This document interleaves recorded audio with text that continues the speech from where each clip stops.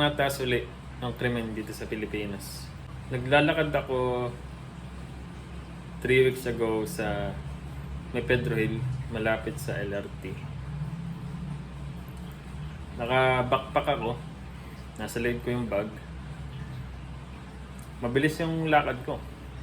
Tapos nakaramdam ako na may humihila sa bag ko. Yun pala, may humihila na doon sa zipper ko. Doon sa outer zipper ng bag ko. At may balak dukutin yung cellphone ko. Tumingin agad ako sa likod. Yung nakita ko, may dalawang lalaki na nakabantay sa akin. Yung isa, yan na nga yung nihila ng zipper. Yung isa, malaking tao. Matangkad ng konti sa akin. Tapos napatingin ako, napamura. Talagang napatingin ako sa kanila. Hindi ko alam gagawin ko yun. Napatingin na ako, tapos parang napamura.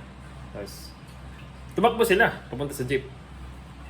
Papakita ko sa clip.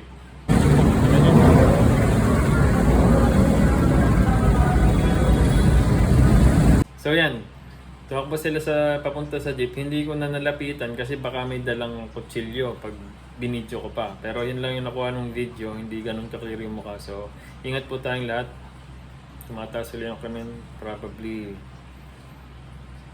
siguro dahil tumataas mga bilihin, nagpa-fluctuate yung presyo ng gas. Ingat po.